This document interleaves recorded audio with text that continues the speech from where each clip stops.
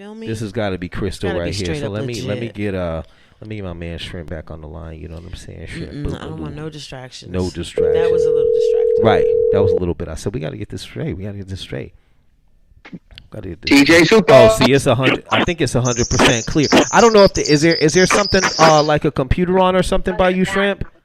Oh no. What I did was I was trying to get things organized and I put a speaker, but now that I don't have you on the speaker, it's probably better. Okay, it's perfect. This is perfect right here. This is perfect. I gotta get this intro right, Mike. You know what I'm saying, yo? We in the building. Do what you gotta do, man. We in the building right now. You know what I'm saying? For everybody out there who doesn't know what's cracking right now, we in the building with Michael Shrimp, Boogaloo Chambers, aka Turbo from Breakin. Like when we talking about this, for everybody who doesn't know, like this is literally and you know, and I'm saying it, Mike. I'm saying I'm saying it so you can just run with it. You know what I'm saying? Like this is literally probably the most world renowned name or individual in terms of breaking, b-boy, and pop. Like this is like literally the most world renowned. You know what I'm saying? I used to watch the show like the show Happy Days way back, Mike. Okay. You know what I'm saying? I remember that. You remember that? Okay, I got my co-host Kim in the building. She's lovely.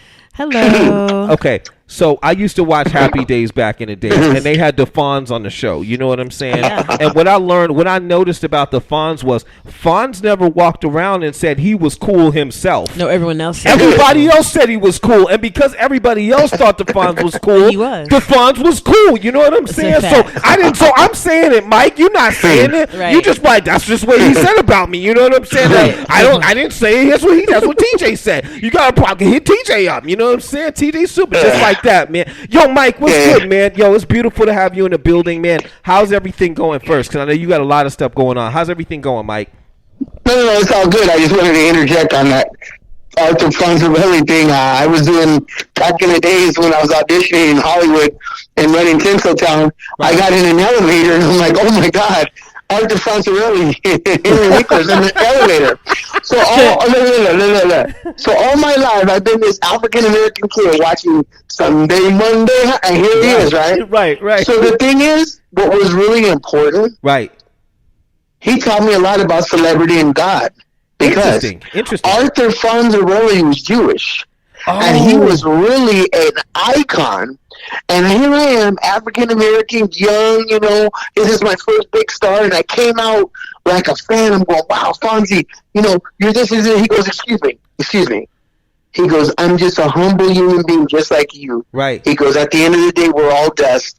He goes, we were all created. Right. There is a higher power. Right. He checked me with God. Right. And the thing is, I was able to realize right then and there in the 80s that somebody that big that could be that humble and to make sure to tone me down so I don't give him any kind of idol worship or worship him. Right. That helped me to look at anybody else that didn't even have half of his credits. Right.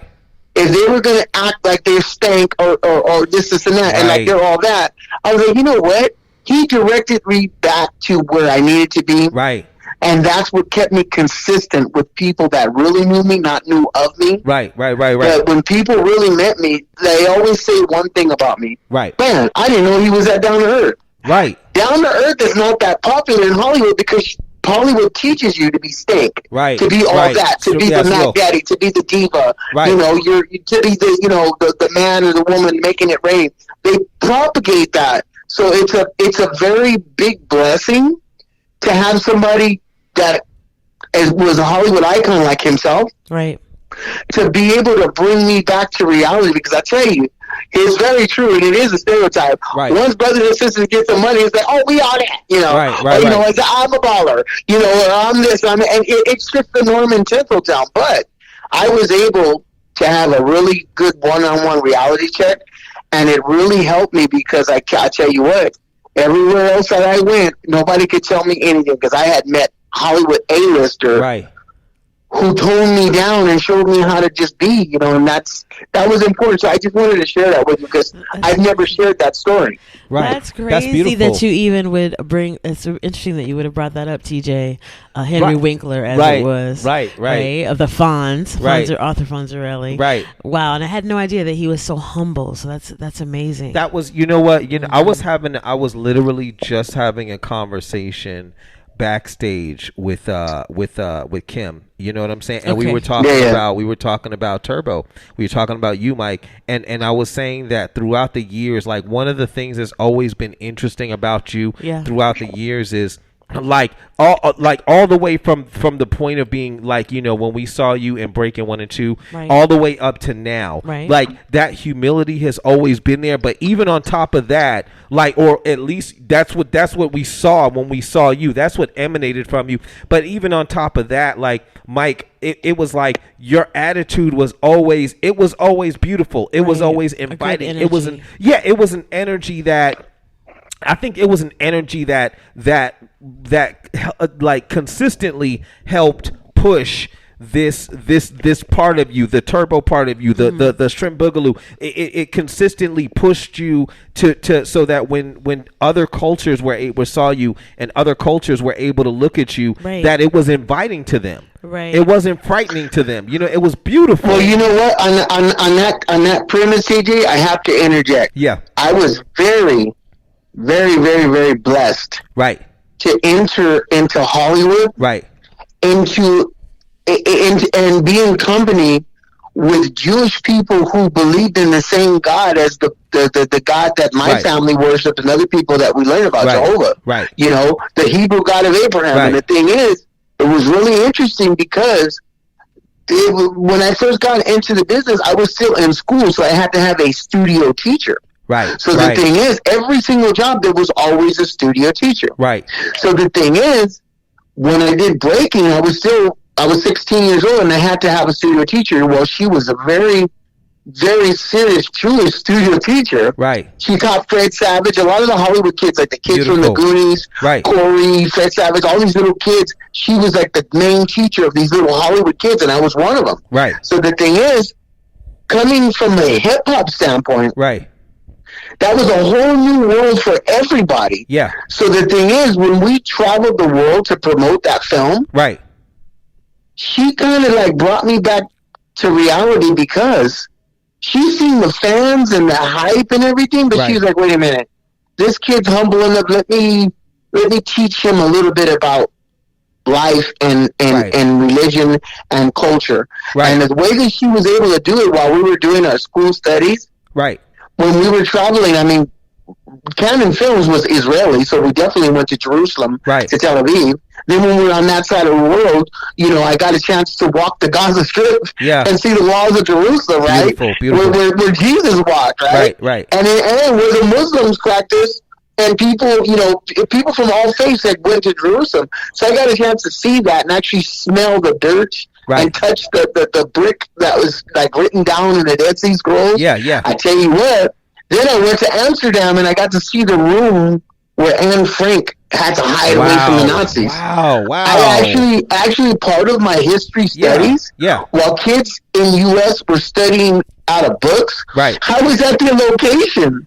So I was at the Anne Frank house writing a report for my history. Of course, I got an A. But what I didn't get on paper. Psychologically, it was like, okay, wow, this is a history bomb. Then she goes, okay, you want to learn about life? Here, today's lesson, bam, I'm taking you somewhere that's going to change your life. I'm like, and I had that hip hop out of, where you going to take me? What do you know? You're an outsider, I'm black. We had that thing because this history, you got to remember. Of course. That hip hop, 92.3 the D, KJLS, K-Day, it was a black thing, Soul Train, Chi-Town, the 80s was before the ATL, because in the 90s, the ATL and Chi-Town kind of went, blew up. But in the early 80s, it was New York, Yonkers, it was anything in Brooklyn, Bed-Stuy, whatever, and then it was Soul Train and in Frisco, Fillmore, is a lot of the people from the 70s from that area, the Angela Davis and all them kids from that movement, they were coming in. So everybody was really strong and adamant about their blackness. Right. And we were just trying to be neutral, because when you got political, you became like Public Enemy and you became Tribe Called Quest. Right. And, that was a little later. Yeah. But if you look at our hip-hop, was the Fat Boys, Fart Sounds, and, Run DMC, and everything was real soft. Curtis Blow. Yeah. But then later on, people were preaching it, right, and speaking on it. Yeah. So the thing is, in between that time, when this lady was trying to teach me stuff, I'm over here trying to learn her viewpoint of the world. Right. But as Turbo and a hip-hop icons, we were in the mix with all these different people from all over the world. The New York City Fresh Fest and all that group of people, they had their consciousness, right? Right. So it was really interesting because she was trying to program my mind to make sure I stayed neutral. And she took me to the Dachau concentration camp in Germany. Oh, stop playing. Dude, wow. I actually smelled the stench of death. Because it's still there, the cooking rooms, the barbed wire. Wait, hold on. Man. I gotta feed it to the listeners for everybody who doesn't understand the things that you're talking about real quick. When he's talking about Anne Frank, he's talking about a lady, a young woman who was hiding in the walls and in the attics of a house for, I believe, 2 or 3 years during the Holocaust. She was a Jewish woman, and she was hid inside the walls almost until the end of the war, but she ended up dying inside of a concentration camp. And when he's talking about the Dachau concentration camp, he's talking about the Jewish death camps, basically the camps that the Nazis moved the Jews to basically work them to death or kill them or force labor or torture them. These are the things that he's talking about that he got to go to when he was a kid. I just wanted to feed them that so we're all on the same page. Go ahead, Mike. You're good. Yeah. So the thing is, what was really beautiful, the Breakin tour, when we did the film Breakin, we had to promote it because you got to remember something. This was the first film of its kind. Yeah, at all. What they did, Menachem Golan and the Cannon Group, they took a chance because the popularity underground and the clubs and everybody in the world was speaking about breakdancing, popping, and locking. So the thing is, everywhere around the world, people had to party, and people seeing these people popping or doing a robot or breaking or whatever. So Menachem and Golan and the producers said, okay, you know what? After Flashdance, the movie Flashdance actually opened the door for the script for Breakin. Most people don't say that, but I'm going to step it up because very interesting. I love that movie. I'm stepping it up from the West Coast, from California, and giving Flashdance credit because I never hated on the B-boys or the B-girls from New York. So the thing is, by giving Flashdance credit, we give Rocksteady credit, and therefore all the pioneers of the B-boy movement that started. So much respect to Rocksteady, Crazy Legs, and all the brothers and sisters that paid dues for freestyle dancing in that movie, and the jazz dancers. So here's the deal. So when Flashdance came out, everybody was like, what is this? And the thing is, the thing that sold the movie, if you look at the Flashdance trailer, it wasn't so much Jennifer Beals. It was Jennifer Beals jumping, doing that jazz, that high-powered jazz, and then the breakdancing in the part. It's just become Mr. Freeze. Mr. Normsky, Ken Swift from New York City Breakers. New York City Breakers. The New York City. Excuse me. It was Ken Swift, because I love to be politically correct to give these brothers credit and respect. So it was Crazy Legs from Rocksteady, and it was Ken Swift, and then there was a popper named Normsky and Mr. Freeze, Mark Lemberger.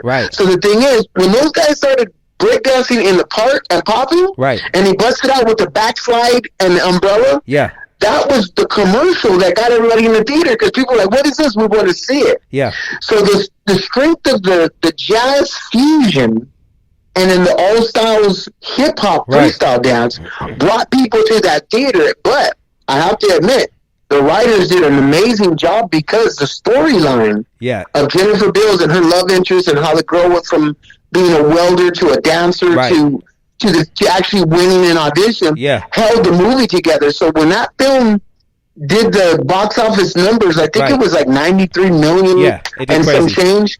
That was incredible for a dance film. Yeah. There weren't that many studios that were going to do a dance film, but Menachem Golan. Yeah. And Harry Belafonte, they said, okay, we're going to try to get some of that money. Right. So Harry Belafonte, they had the writers do Beat Street, right? Right. Over there from the East Coast. Yeah. And Cannon Films said, wait a minute, we want to find the best of the best over here on our side of the town. Right. Because their office is right up at Sunset in Hollywood. So they sent out their talent scouts. They're like, look, we need the best of the best. Right. And I talked to the writer, David Zito. He said when they were trying to find Turbo and Ozone, they already had Shabba because Adolfo Quiñones, he was part of the group The Lockers. Yeah, and he came from Soul Train, of course. But the point is this: Soul Train wasn't even on the radar for an Israeli company because that's Cannon Films. Right. So, but Tony Basil, who did Mickey, you're so fine, you're so okay. That song came out and. Yeah, that song came out in the early 80s, and she did worldwide press. And when people were interviewing Tony Basil said, I was one of the Lockers. So all that, you got to remember something. Let's just back up so we could be politically correct with who did what and what started and launched. Right. Okay? It makes all the sense in the world. The Lockers were on Soul Train like many other dancers. Right. But when Soul Train went off the air, and even when it was on the air, you got to remember something.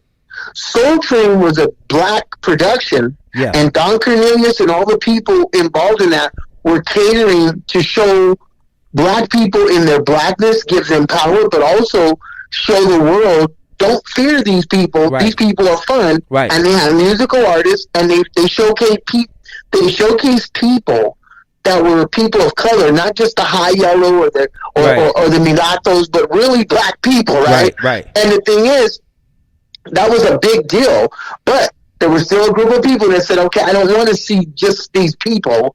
So we had American Bandstands, which was a lot cleaner. You know, they had the white preppy people, Dick Clark's American Bandstands. The preppy white people, and the ones that were like going to like Spelman and Pepperdine and all these school, the real polished uppity people, right? And then later they had the program for the Latinos, Dance Fever, Danny Terrio. Yep, I remember that. So politically being correct, there were 3 shows that were catering to different markets. And each of those markets showcase each culture in their own right. Right. Well, Tony Basil, after those shows went off the air or whatever and got their ratings, when it came to film, and that Israeli company, and they were looking for a film that was going to bring worldwide attention, the way that they got these big names was when Tony Basil did "Oh Mickey, You're So Fine." That was a hit. That was a top of the charts song. It was a knockout. Yep. When she had all that worldwide press as a singer, she helped redirect the traffic to her former group, the Lockers. So when she did that, this really suave, debonair, good-looking guy from Chi-Town, Chicago, because he was raised in Cabrini Grove in Chi-Town. Right. When they seen who he was, he took the form because now instead of her, it was a guy. It was like a Latin guy. He had that Latino thing, the hat. And Shabba got the limelight. He ran with it because now, not only was he a choreographer, but he could boogaloo. I mean, he knew the electric boogaloos. Right. He was able to. Adolfo Quiñones, when Tony Basil started mentioning her group, the Lockers, Adolfo Quiñones ran with it, and he was kind of like the gateway to let people know about Granny and the Robotrons, the Frisco Strut, the Fillmore, Electric Boogaloos, everybody in the kitchen sink that had anything to do with dance. If you look at his lineup of everybody that Shabba danced with, he was dancing with the Electric Boogaloos on Soul Train. He was dancing with Great Camelot Jr. and the Lockers. Then when we came along, he started dancing with me, Bruno Falcon, another former Michael Jackson choreographer consultant, and other people. So the thing is that was ground zero as far as respect to Adolfo Quiñones, because a lot of people really don't know where he fit in despite reading his blogs or reading something. But that's the truth, bro. I mean, when we did the movie Breaking, they were trying to cast Turbo and they were trying to cast Ozone. Right. They already knew Ozone because Shabba-Doo had a name that goes back to the Lockers and that whole Latin thing. And then he had a look. And he was rocking the midriff shirts, right? The ladies were like, what's your name? So the thing is, everybody knew Shabba-Doo was the guy that was the matinee idol. Right. But they needed a sidekick that was like, okay, you know what? I didn't really care about my Jerry Curl. I'm going to show you how to dance. So the thing is, they put the music on, shut up and dance, right? So I was like the Little Richard of hip-hop, the Jerry Lewis of hip-hop. It's so totally. So the thing is, people even in the press were calling us the Jerry Lewis and Dean Martin of hip-hop. Wow. So, no. So it makes all the sense in the world because that's exactly what the chemistry was with Ozone and Turbo. Right. We were the hip-hop Jerry Lewis and Dean Martin. Right. I provided the comedy and the dance. Shabba-Doo was the romance guy that kind of was like protecting the little guy from the bullies and the haters. And there we have it. That was the launch of the hip hop movement that incorporated all styles. Right. And I needed to share that with you guys. No. That's beautiful amazing. Because that talks about how that. My question would have been how did everything lead into you getting chosen? You know, and you guys getting chosen for the Breakin' movie, and you covered that. Yeah, you guys covered that in depth for everybody out. I'm feeding it to everybody out there who might not know when he's saying, Adolfo Quiones, and when he's saying Shabba-Doo, that's Ozone from Breakin'. You know what I'm saying? And when he's saying Ken Swift, and when he's saying Crazy Legs, that was the blue team in Beat Street. Right. You know what I'm saying? So everybody out there, just so you guys understand where all these pieces drop into everything, man. So, we in the building right now. Golly, we in the building right now. Right. Yes, Turbo. Beautiful, man.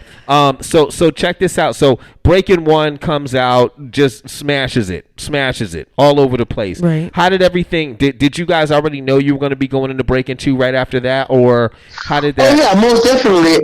Before Breaking, we had already been a polished group because when I started in the business at 14 years old, my first really big job was a world tour, a 9-month world tour with Lionel Richie and the Pointer Sisters. So the thing is, if you go back in the video archives, we were featured, not extras, but we were the principal dancers in Lionel Richie's video all night long. All night long. Layla Rashawn. So after that video won a Grammy and American Music Awards and kind of like went off the chain for Lionel. Right. The thing is, we went on a 9-month world tour because Lionel Richie doesn't dance, but at all. The song All Night Long. Right. No, it's very true. Lionel Richie is not a dancer at all. But he's stiff. When he did All Night Long, that was a dance hit. Right. Yeah. And they just decided to take us on the tour. So after all those love ballads and all the stuff, we were standing at every concert, every night, faithfully waiting for the last song of the night to bring the house down, and it was all night long. Now, boom, we were the all night long dancers. Best thing about that is usually when you get with other dancers, if you're on a 9-month world tour and you're doing live shows night after night, you become very seasoned and very polished because you understand stage right, stage left, and that's when I became an actual performer. Right. The best thing about that tour is towards the end when we were being relieved of our contract. Right. That's when Mr. Jackson, Michael, he realized very quickly. He realized very quickly. I'm gonna get with these guys because now they're working with my friend. Right. Michael Jackson and Lionel were writing. We are the world.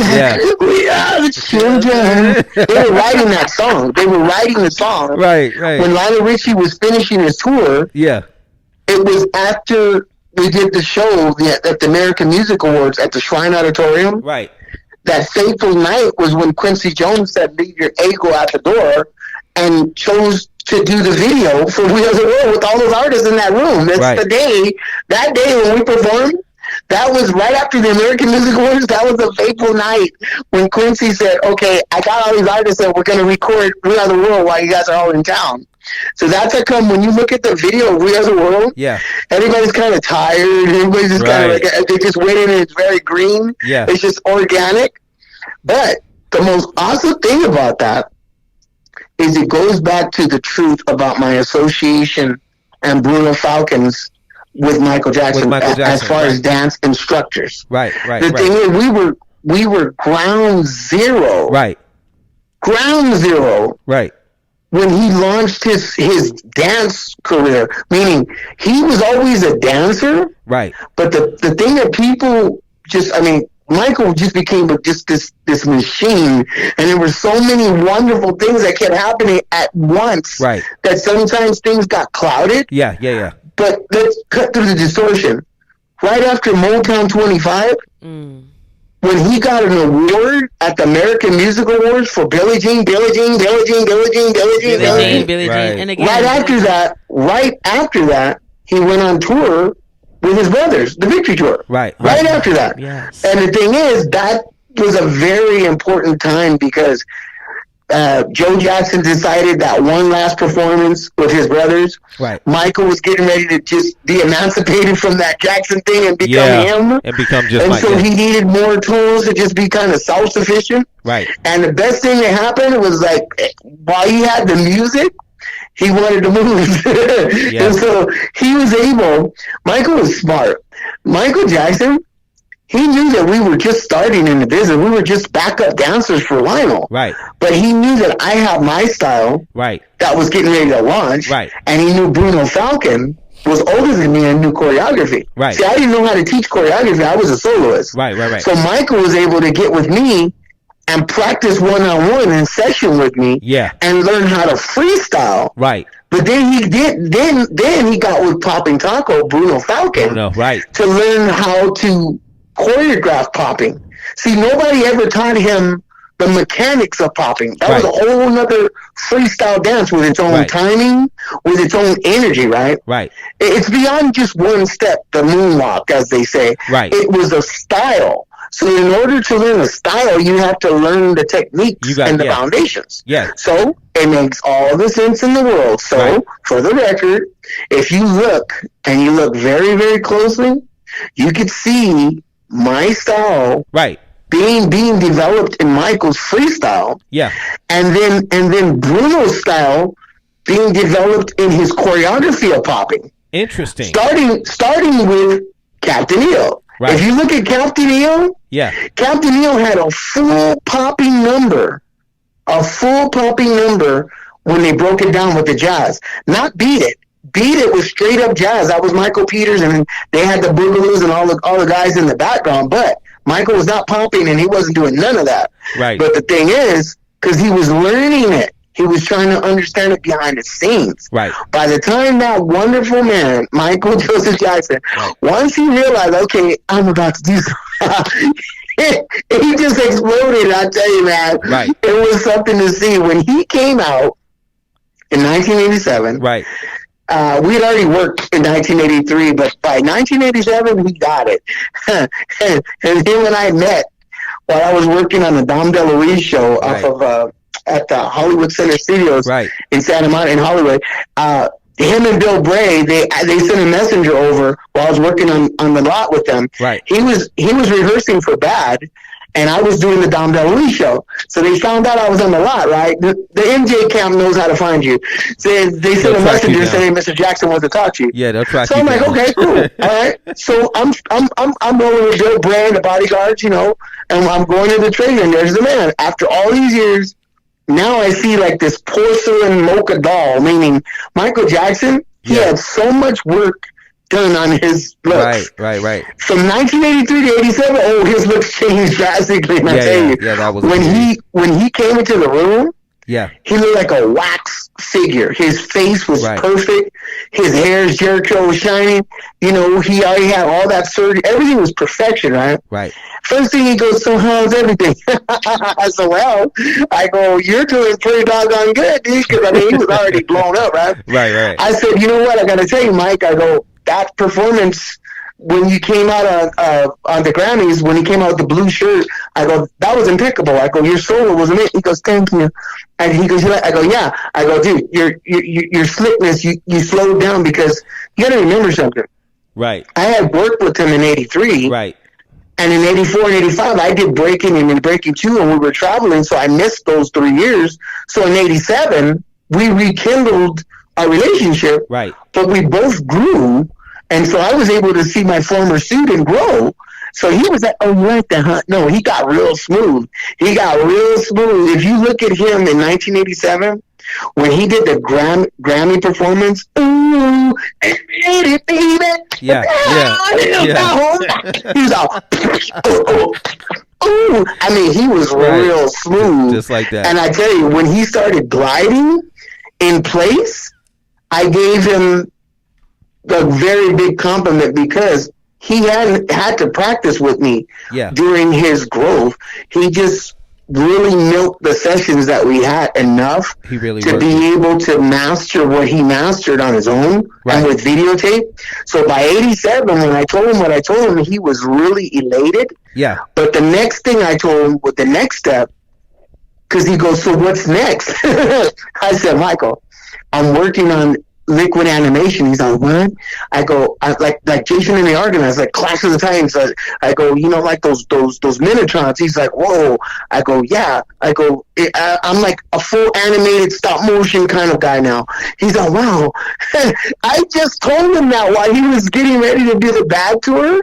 Oh, I tell you what. Right. By the time I seen him later on, that man was practicing the animation. He was practicing that whole robotic kind of ticking. And I tell you, the last time we got together was when I got a call from his secretary for his project, Do the Bartman, for The Simpsons Sing the Blues. Right. And Michael was working on Dangerous. He was working on the Dangerous album and the Dangerous tour. And he told me, he says, "You know what? We're going to have to do this at Neverland." I said, "Why?" He goes, "Because it's just impossible. It's just impossible to escape media in town. So I'd like for you to come to the ranch and we'll work out the choreography for Bart." And then he goes, "And then we'll send it to the animators and then it'll be done." I'm like, "All right." So he's like, "Okay." He's all, "So I'll give you the information, but please don't give it to anyone." I'm like, "All right." He goes, "Yes, please." So the next thing I know, I'm at Neverland Valley, right? And standing in there, San Francisco. I'm like, "Oh my God." So I'm like there, and I'm trying not to be fan struck. Yeah. Because even though I have been with him, this guy became bigger than life since he moved out of his mom's house. I'm like, wow. Yeah. He's got his own theater. He's got his own zoo. I'm like, wow, I never met anybody like this. Especially a soul brother. It's like, wait a minute. You done got a ranch. You got some animals. What you doing out here? So I was like, wow. He had a whole valley. He called it Neverland Valley. Yeah. So I was like, wow, man. It just blew my mind. And it was kind of distracting. Right. Because we were there to work. But I was like, this is an amusement park. This is like Michael's world. It's like, it was like, I never seen anything like that. It's like an artist that had his whole world and a whole valley. And it was a mind-blowing thing. But I was able to tone it down and realize why I was there and realize, wait a minute, this is more important. Yeah. I am with somebody who's kind of lost touch with reality because reality, wait, and I'm not disrespecting him. I'm telling you the truth. No. When I was that close with that man, working with what we were doing, I had to step back and I talked to my wife at the time, who had passed away. Right. I talked to her. I says, "You know what?" I go, "Do you see what I see?" She's all, "Yeah." I go, "Yeah." He seemed very lonely. Oh, yeah, for the Michael Jackson fans that are listening, one thing that I noticed, with all those luxuries and all that power and all at the end of the day, he looked very, very lonely just because he was around a lot of people that he employed, not his family. Right. So it was like, yes, Mr. Jackson. Okay, Mr. Jackson. All these people were hired. Right. There was no family. There was no people like, "Hey, yo, Mike, my bro." It was just him and his power. And it was not really cool because for me, that's the first thing that I brought up when we actually took a break and had dinner. Yeah. I just went there, man. I'm from the hood. I said, "Michael, can I ask you something? What is it?" I says, "Can we really talk?" He goes, About what? He goes, no. He got me. He goes, about what? He goes, because he's very secretive. I go, when are you going to get married? He just laughed. He goes, ha, ha, ha. He goes, well, I consider getting married, but I have to marry somebody with the same amount of money as me or more. Right. You know what? He actually did, because look, right after that, this was 1990. Right. He announced that he married Lisa Marie. Yeah, Presley. Lisa Marie, Elvis Presley's daughter. Yeah. She had about the same amount of money in holdings as him. Right. And, I mean, in his eyes, he probably felt, well, financially, she's not a threat to me. So the thing is, I looked back at that, and I felt so bad, because he had told us in confidence that he wanted to marry somebody that had an equal financial kind of stability. Right. Or more. And when I saw that video for You Were Not Alone, he looked really, really genuinely happy in the video. Right. But later on in interviews and then seeing stuff, it's like, it just seemed like their chemistry just didn't work. Yeah. Because they were both going in these different directions. And so I felt bad, just as a coworker. I felt bad because I remember him just walking around and just always thinking and walking on his property in Neverland and riding his bike, and it just seemed lonely. Yeah. You know, I mean, back in the day, we saw pictures of him and Reedy and LaToya and his family, and you know, Katie's cooking. Like, if you look at the TV shows that show the Jacksons live, they were always a tight knit. But then when that disbanded and he got to be this big soloist, it just seemed very isolated. And people know when you're not with the people that you love, you can't really trust who's around you, right? So and I've seen it. I think things really change too. You know, I mean, of course, looking from the outside, looking into, you know, I think he elevated so high that it was probably really difficult for him to start finding people that could even relate. You know, just like I said, you've been inside of it. It's a different life when you're that deep in entertainment, and there's, you know, like, you live in Neverland. You know what I'm saying? Your life is different than the guy who gets up and goes to work every day, and the things you have to think about, the things that you relate to are different. So it had to be difficult, just him trying to find somebody that can even relate to that. You know what I'm saying? You know what, TJ? It's interesting that you brought that up, because Quincy Jones mentioned this in some quote or some interview a while back. He said, you know what? He said, Michael Jackson's downfall. He goes, is a downfall, and that most entertainers have a choice to either follow or make their own choices. And he said, sometimes you could bite off more than what you can chew. You can ask for more than what you can handle. And he goes, you know, this life gives us this, and you could be satisfied, or you could want more and more and more, but maybe more is not better for you. So when I heard that quote with those kind of innuendos, I was like, wow, you know what? There's a lot of artists, George Benson, Stevie Wonder, Smokey Robinson, a lot of people from those older generations that are still here, that are still functioning, providing for their families, but they don't have that kind of mega phenomenal celebrity. And the thing is, I think, you know, that's a, you know, just for me, I'm not being opinionated and speaking for everybody, but I just think in general, you know, it's a lesson, because sometimes, you know, sometimes more is not better for us. And so I looked at that, and I personally, I used to remember when people were saying, yeah, you know, Michael Jackson and his family, they were Jehovah's Witnesses. And the thing is, when they were Christian faith, you know, Christians, and they were practicing their faith, you saw a whole different thing. You know, the mom, the matriarch was there. No matter what their family problems were there, they always could come back to mom, because they all lived in the same house. And she was able to get them that kind of spirituality and help, grounding, you know, help reinforce it, right? But it just seemed like after everybody just kind of went to their celebrity or whatever. I mean, Catherine is an avid Jehovah's Witness, and so is Reedy.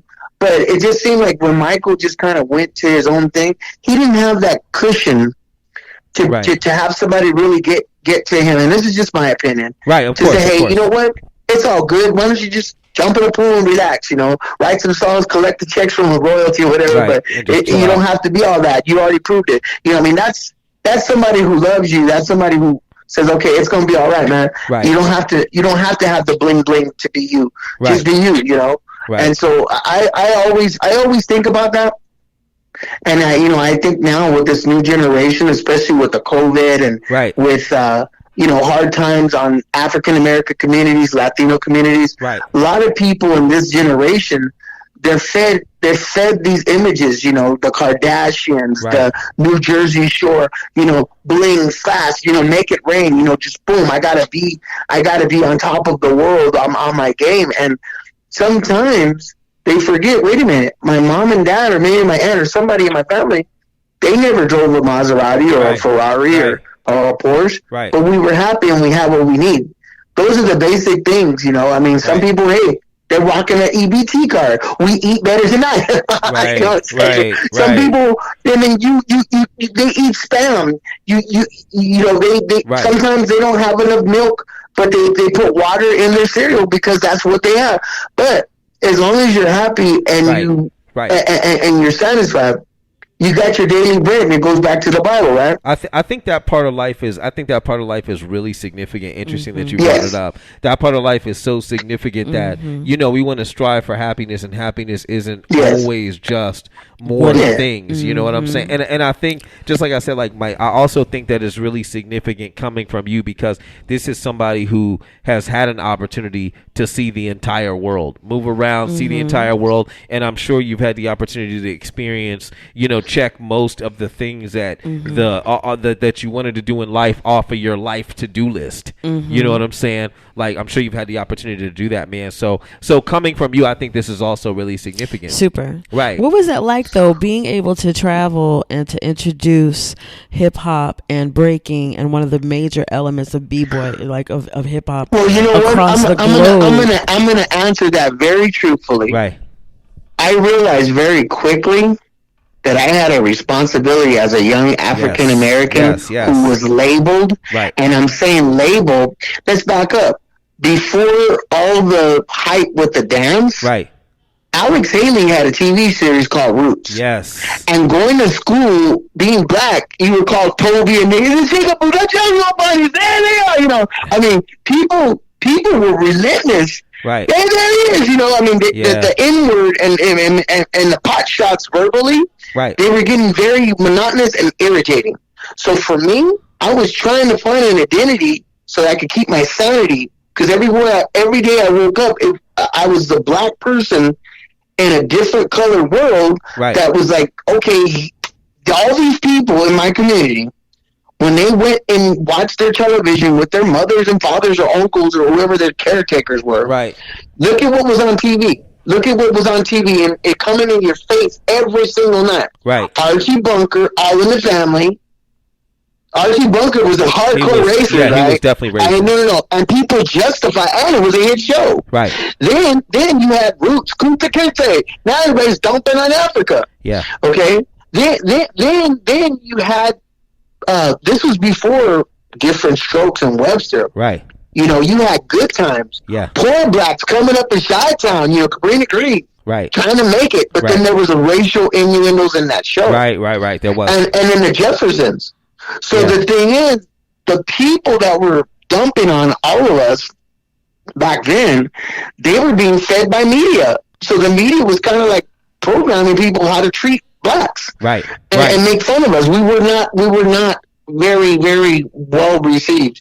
So for me and a lot of other blacks at that time, we all had to find a way to keep our sanity, and do what we can, to survive. And I tell you, when dance became the thing that was my ticket to get peace of mind and they have a social interaction, I got addicted to it. I tell you, Saturday Night Fever changed my life and a lot of other people, because disco was big.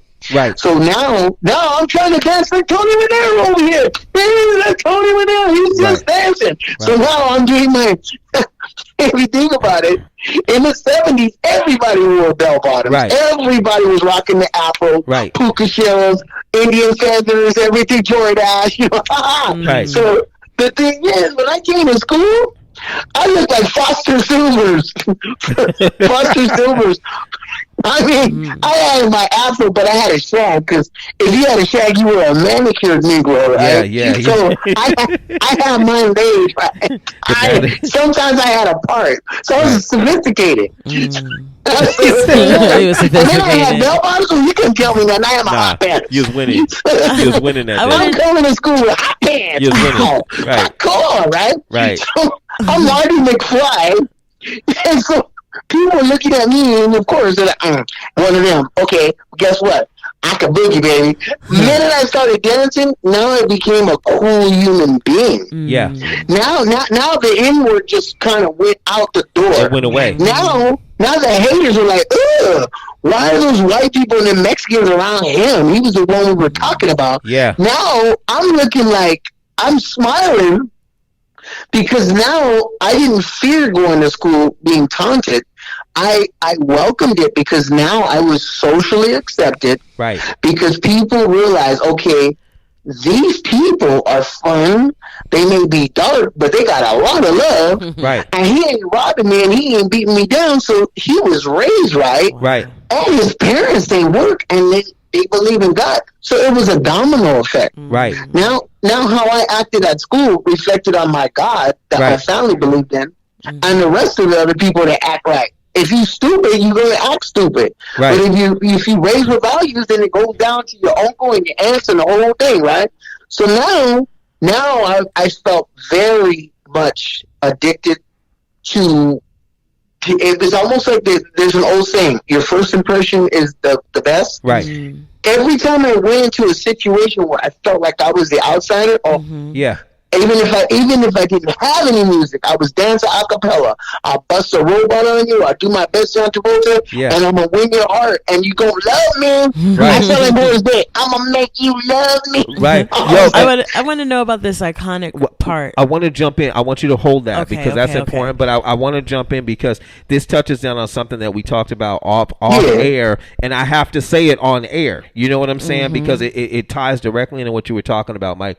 Like when we. I think everything you talked about in terms of like creating the identity and just like you said, the images that were on media at the time, they were images of us coming up and working to come up, but they weren't images that we were there on top. You know what I'm saying? Right. And I think that when the Breakin' movies hit, the worldwide effect that they had, like this was literally the introduction of the breaking, the pop lock, and I say breaking inclusive to all that for everybody out there that's like, he didn't say pop locking or it's b-boying. No, I'm saying breaking inclusive to all that. Like the Breakin' movies when they came out, they were so inclusive to all that. They introduced this thing, this culture, and they introduced like us in a sense, and hip hop in a sense to the world. You know what I'm saying? I said to Michael, I said, my genealogy is that I moved west from the East Coast, okay, and I got here. And at the time, before I moved back to New York, I was in a predominantly white school at the time that Breakin' came out. Wow. You know what I mean? And I think that it's so, I need to say it on air.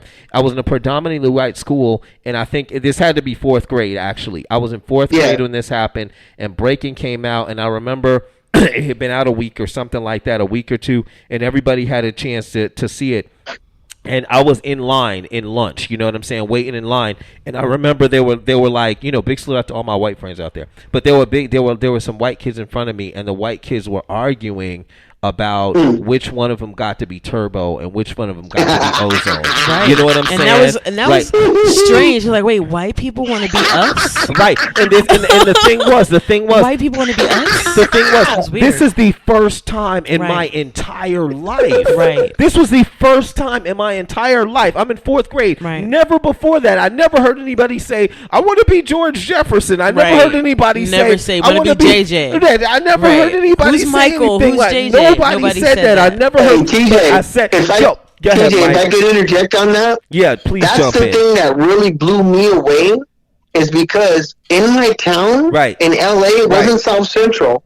I was kind of like raised by the bay. I mean, our city of Wilmington, California, it literally is right. It's like 10 minutes from the ocean, the port of Los Angeles. Right. So you had Long Beach, Wilmington, and San Pedro. So we were kind of like the South Bay kids, and so our summers were with people and other cultures that either worked by the seaport or the fishing industry. Right. So of course, I grew up around a lot of surfers. So the thing is, when I started dancing, now white people were like, "Oh my God, no, this is like my bro, man. He's like totally cool. He kind of has like this wavage thing. He's like tubular. He's like he like moves like a ill. He's like really."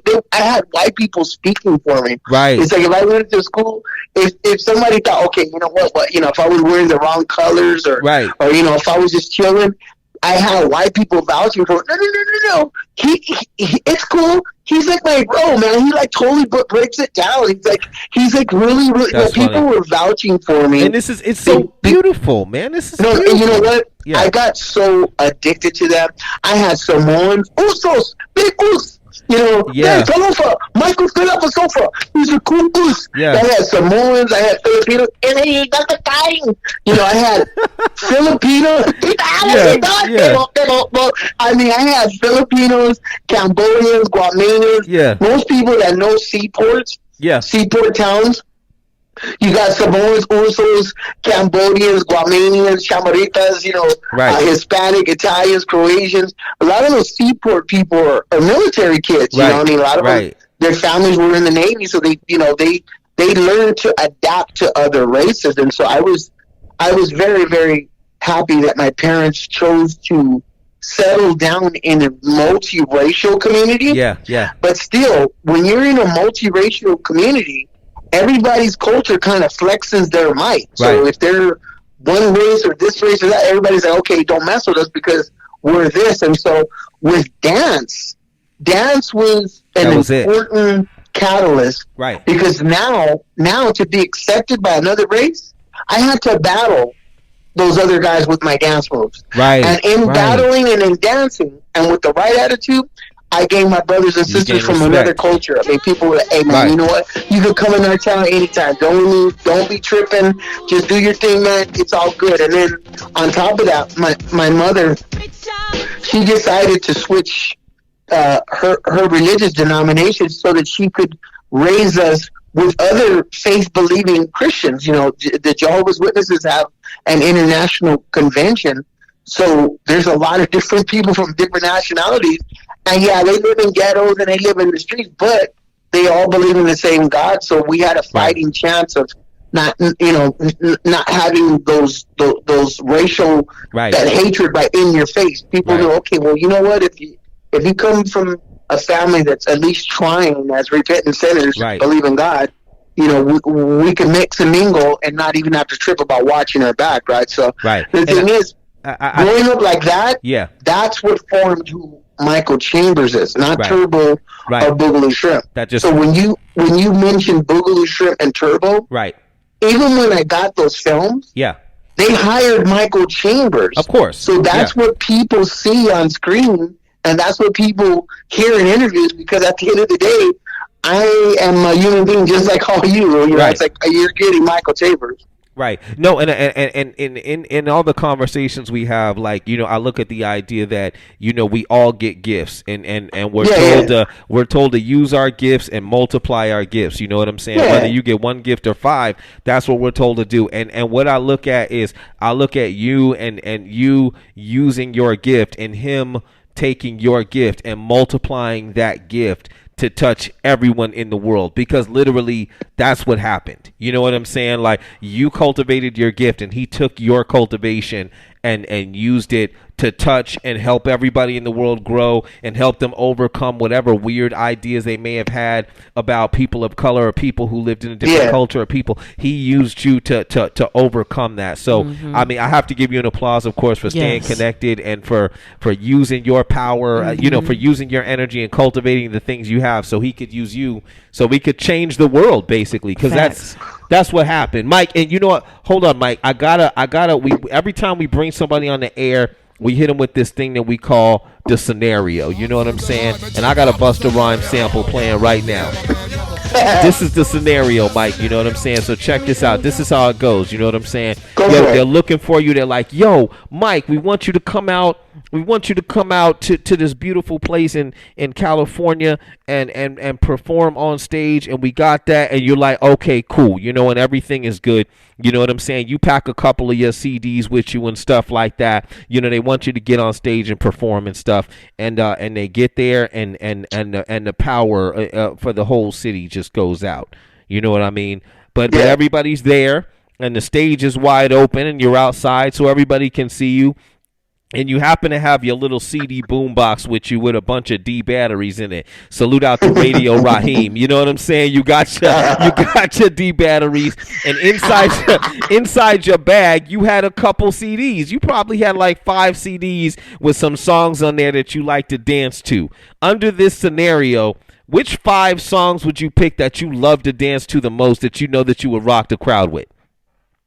Actually, to tell you the truth, back then, when I heard Not Just Knee Deep, I lost my mind, because if you listen to Parliament's Not Just Knee Deep, if you look at how long that song was like a whole concert. Right. It was like a whole performance. Right. So the thing is, and then it was straight up no MSG funk.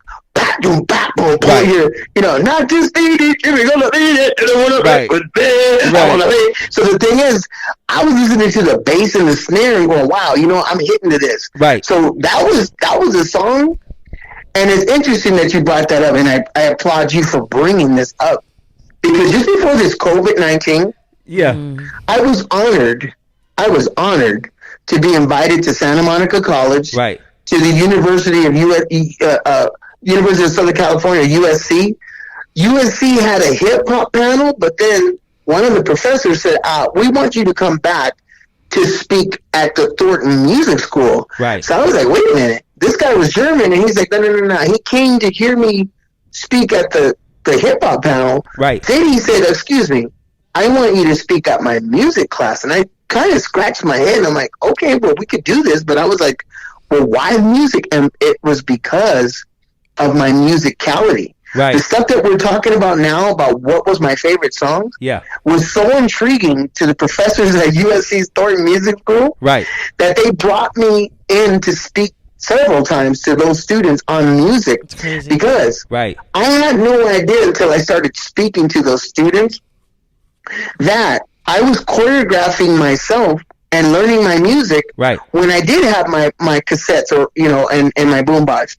I had to practice to those songs and know the beginning, the middle, and the bridge, and then my exit, and polish myself so well so that every time I put that song on, I was choreographing myself, and I learned my music.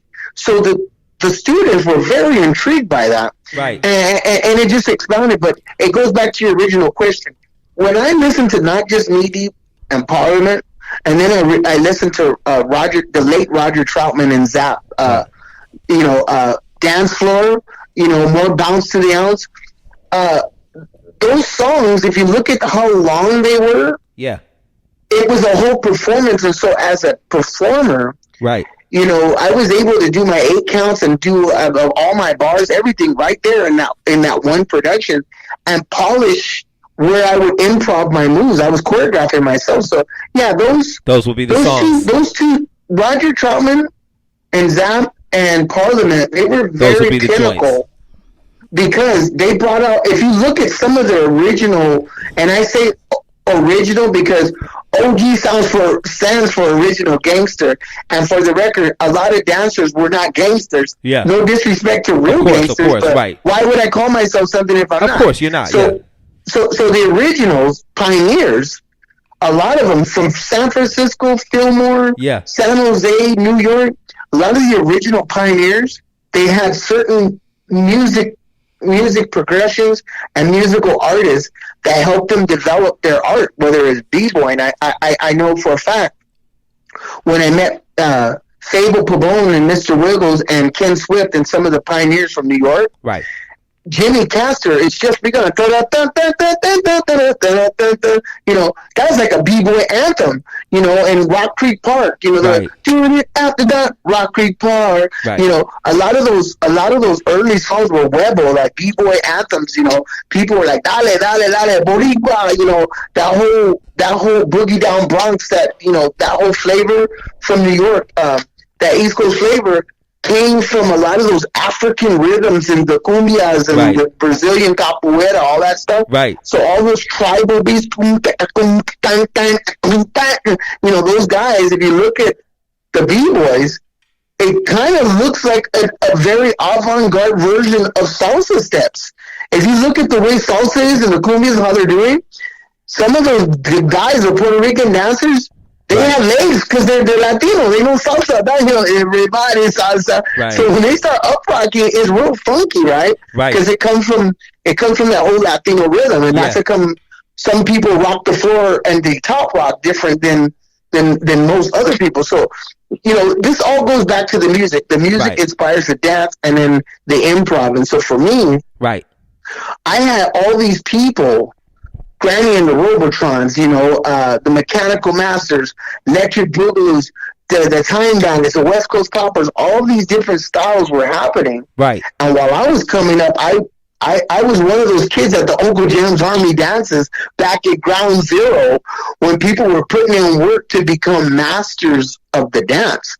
So as I was forming my style, I listened to some of the greatest productions that I would see people dance to when they would solo. Right. And I tell you, man, the Gap Band, Roger Troutman, Parliament, a lot of those, the Bar-Kays, right.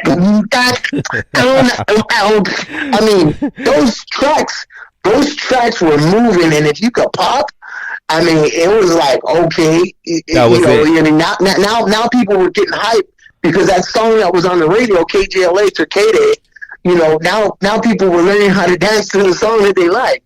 So yeah, no, I was ground zero. I made sure that I came correct with what I had in my little cassette arsenal. You know, I had the right production for the right movements, and that led up to my solo for the movie Breakin. Right. Because when they cast me for the movie, they didn't have a full script. Everything was pretty much off page. Right. They organically said, okay, we got these guys. Mr. Chambers has a personality that's turbocharged because he's hyper. So they didn't call me Boogaloo Shrimp. They said, no, he's turbo because he's like really rapid. He even dances fast. Right. And Ozone is funny because I heard this from one of the writers. They called Shabba Ozone because he was so into himself. He was up in the air. It was like, no, if you think about it, it was more of like, excuse me, pardon me, I'm above you. The ozone layer you can't touch, right? So it kind of, Ozone's character was like, okay, you don't talk to him because he's self-confident. You can't even reach him. He said, no, ozone layer. that fit like perfectly with the character and stuff like that. Yo, Mike, I gotta have you give out your social media. We gotta close the show out right now. TJ. Yes, tell everybody how to follow you so they know how to keep up with you. You can find me Michael Boogaloo Shrimp on Instagram, East Styles Music. I got East Styles Music, Boogaloo Shrimp on Instagram, Michael Boogaloo Shrimp Chambers. Yeah. You can follow me on Facebook, Michael Boogaloo Shrimp, Boogaloo Shrimp Turbo. I sound like Forrest Gump, shrimp, and more shrimp. You'll see the face. I make sure that I stay on top of that. Also on Twitter, and I'm linked, you know, Michael Boogaloo Shrimp Chamber. Okay. Please visit my store, Boogaloo Shrimp, the Boogaloo Shrimp store. Okay. And if anybody has any job offers or any kind of messages, please make sure you forward them to TJ Supa. Yeah, since I did this show. Right. No. That's out of respect to your show and the radio. No, of course, you know, I'll definitely. It's like if something comes through to this, we all build, right? Yeah, so I'll definitely. That's just making sure that people know. Okay, I'm showing respect to the station and Bay Life. You're awesome. You're awesome. You know, something comes through, you know, let them know so we can all see how we could tie in together and build. But man, I hope I covered that. No, you did, Michael. You did beautiful. I want you to stay on the line. We're getting ready to close out. I just want to let everybody know what's up. You stay there, Mike. Don't go nowhere. Yo, big shout out to my home. Big shout to my whole radio super team, Kim Drawn, Lisa Arenas, DJ DN3, Professor X. We see you out there, Momo DeFrance, Chucky Red Hat. We love you guys. We will catch you soon. Follow me at TJ Supa. You can follow Kim at Kim Drawn, DRAUGHAN. Just like that. And we're going to close out. You guys stay posted. We will catch you next week. We're in a building with Kid Sensation. You know what I'm saying? Ooh. So you guys stay posted. I figured this one was fitting. You know what I'm saying? So there we go. We'll see y'all later. Y'all stay up.